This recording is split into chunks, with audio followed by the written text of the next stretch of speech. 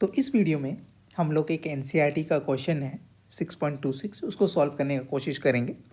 और इसमें क्या है कि बहुत सारे स्टूडेंट्स को बहुत डाउट रहता है, और जो डाउट रहता है वो इस स्टेटमेंट के कारण रहता है, it came to the rest. तो इसको हम थोड़ा डिटेल में देखेंगे। तो जैसे कि इस क्वेश्चन में बोला, मैं क्वेश्चन रीड आउट कर देता हूँ।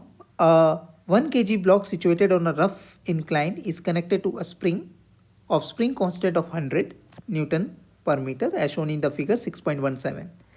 The block is released from rest with the spring in an unstretched position. The block moved 10 cm down the incline before coming to the rest. Find the coefficient of friction between the block and the inclined plane.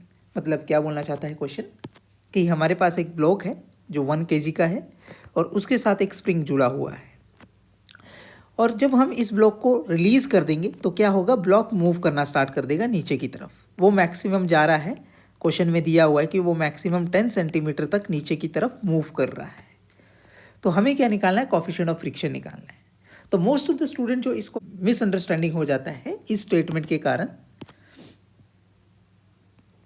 Before coming to the rest, वो सोचते हैं कि ये जो block है 10 centimetre में जाके वो रुक गया है, बट ऐसा नहीं है।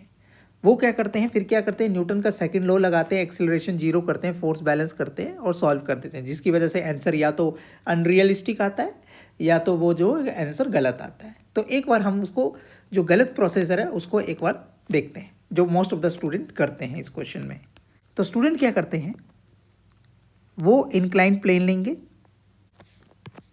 अपने मास को ऐसे रखेंगे और इसके ऊपर फोर्स बैलेंस, क्योंकि ये इन्होंने पढ़ा, उन्होंने देखा कि कम टू द रेस्ट मतलब मूव 10 सेंटीमीटर मूव करने के बाद वो रेस्ट में आ गया, तो वो क्या करेंगे, mg फोर्स लगाएंगे यहाँ पर। ये थीटा है तो यहाँ कर देंगे mg कोस थीटा, यहाँ पर कंपोनेंट आ जाएगा, यहाँ पर कंपोनेंट आ जाएगा mg sine theta, normal force आ जाएगा यहाँ पर, और फ्रिक्शन फोर्स आ जाएगा इस साइड को, फ्रिक्शन फोर्स, और एक फोर्स आएगा due to the spring kx, ठीक है, kx। बट सिंस ये 10 सेंटीमीटर दूर मूव करेंगे तो हमें kx जो है, x जो है वो 10 सेंटीमीटर हो जाएगा, ठीक है। तो हमें x m लिख देते हैं उसको। तो अब स्टूडेंट क्या करते हैं, न्यूटन के सेकेंड लॉ लगाते हैं, force equal to net force external equal to m into A. Since उनको देखते हैं कि ये बॉडी रेस्ट में आ गई है तो एक्सेलरेशन को जीरो मान लेते हैं और लिख देते हैं force external equal to zero, जो कि गलत है। फिर उसके बाद कहते हैं फोर्स बैलेंस कर देते हैं। पहले हम कोऑर्डिनेट ले लेते हैं अपना, ये हमारा एक्स कोऑर्डिनेट, ये मेरा वाई कोऑर्डिनेट। तो एक्स कोऑर्डिनेट के अलोंग वो फोर्स बैलेंस करते हैं, सिंस बॉडी जो है एक्स डायरेक्शन की तरफ मूव कर रही है। तो वो कर देते हैं mg sine theta minus kxm minus friction force equal to zero. फिर करते हैं mg sine theta minus kxm, friction force को हम कैसे लिख सकते हैं, म्यू n से, और हमारा n कितना हो जाएगा, सिंस हमें पता है y डायरेक्शन में कोई भी मोशन नहीं है तो n को हम लिख सकते हैं mg कोस थीटा के बराबर। तो हमारे पास आ जाएगा mg sine theta kxm minus mu mg cos theta equal to zero. तो अभी इस क्वेश्चन में हमारे पास mg पता है, मास पता है, g पता है, साइन थीटा पता है, k पता है, xm पता है, mg कोस थीटा सब पता है। वहाँ से आप म्यू फाइंड करते हो, बट जो म्यू की जो वैल्यू है या तो अनरियलिस्टिक आती है या तो वो गलत आएगी, क्योंकि ये प्रोसीजर ही गलत है। ऐसे हमें स्प्रिंग मास सिस्टम में हमें नहीं करना है, क्योंकि हमें पता नहीं है कि जब एंड स्टेट पे आता है, जब ये बॉडी मूव करती है इस पोजीशन से इस पोजीशन में, तो क्या हमारा एक्सेलरेशन वाकई में जीरो है कि नहीं है, हमें वो देखना है, ठीक है। तो अब होता क्या है, इसको समझने के लिए कि करेक्ट वे क्या है सॉल्व करने के लिए, मैंने जैसे यहाँ पर एक स्प्रिंग मास सिस्टम लिया हुआ है। तो पहले जो है मेरे पास ये सिस्टम है, इस सिस्टम में हमारे पास स्प्रिंग क्या है, अनस्ट्रेच्ड कंडीशन में है। इसको लिख देता हूँ अनस्ट्रेच्ड, ठीक है, ये अनस्ट्रेच्ड है, ठीक है। फिर ये जो नीचे वाला पोजीशन है 1, ये किसको बता रहा है, एलोंगेशन। जब ये मास है हमारे पास कुछ xm डिस्टेंस मूव कर गया है, तो 1 जो है एलोंगेशन को बता रहा है।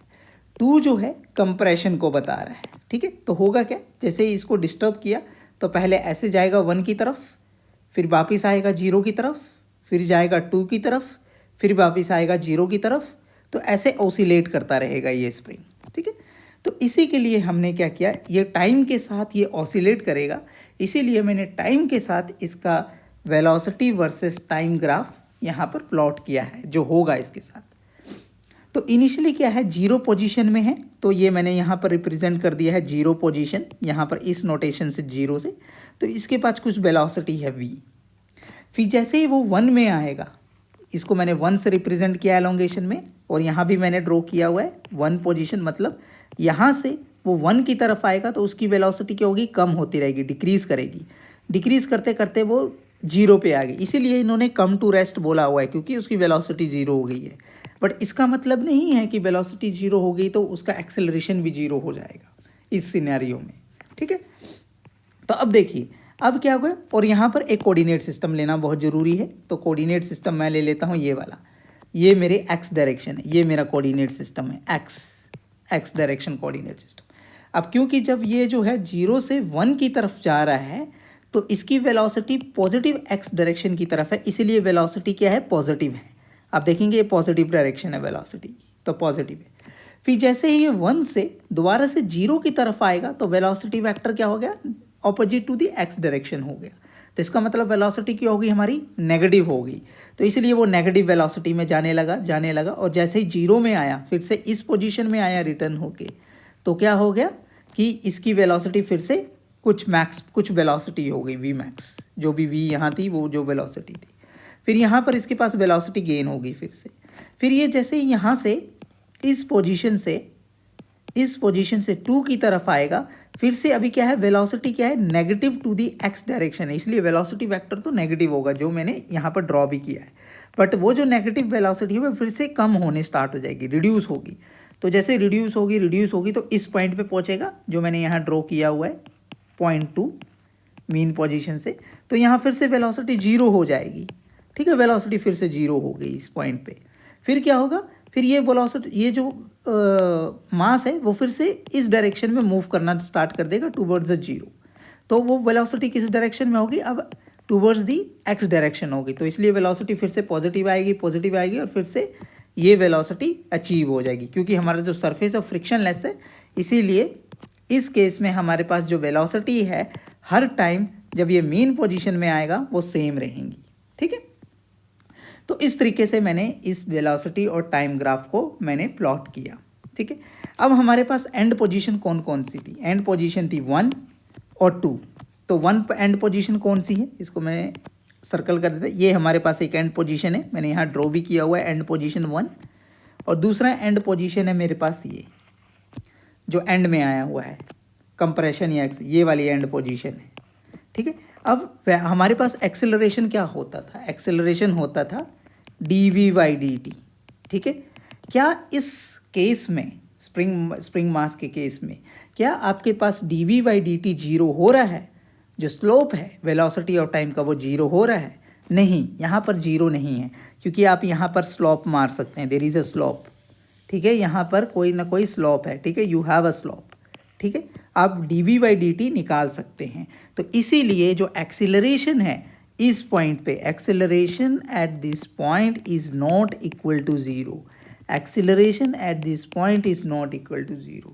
तो मैं यहाँ भी डायग्राम में बना देता हूँ, यहाँ पर वेलोसिटी 0 है बट एक्सीलरेशन 0 है। क्यों मीन पोजीशन में 0 है, क्योंकि आप साफ देख सकते हैं यहाँ अगर आप डेरिवेटिव लेंगे तो इट्स कांस्टेंट, तो यहाँ पर tan थीटा 0 हो जाएगा, या डेरिवेटिव लोगे तो 0। तो इस पॉइंट पे तो हमारी 0 हो जाएगी, इस पॉइंट पे भी आप देखो दोबारा नीचे आएगा तो 0 हो जाएगी। तो मीन पोजीशन में वेलोसिटी, सॉरी यहाँ पर मैंने गलत, velocity is not equal to 0 but acceleration equal to 0। 1 point पे velocity equal to 0 but acceleration is not equal to 0, जो आप लोग गलत करते हैं जब आप स्प्रिंग मास सिस्टम को सॉल्व करते हैं। Velocity is not equal to 0, velocity is equal to 0, acceleration is not equal to 0, ठीक है। तो इसी कारण हम जो है इस केस में जब वो नीचे आ गया तो हम force equal to m × a में एक्सेलरेशन को 0 नहीं कर सकते, और इस तरीके से हम सॉल्व नहीं कर सकते हैं अपने क्वेश्चन को। आई होप आपको ये बहुत इंपॉर्टेंट कंसेप्ट समझ आया होगा। अब नेक्स्ट वीडियो में हम लोग देखेंगे इसको प्रॉपरली कैसे सॉल्व किया जाता है। इसको हम वर्क एनर्जी थ्योरम से सॉल्व करेंगे।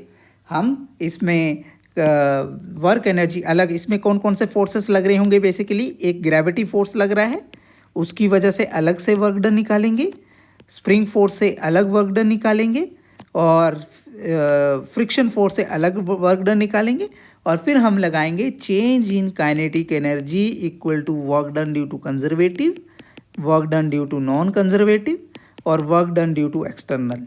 इस फॉर्मूले से हम लोग सॉल्व करेंगे वर्क एनर्जी थ्योरम से।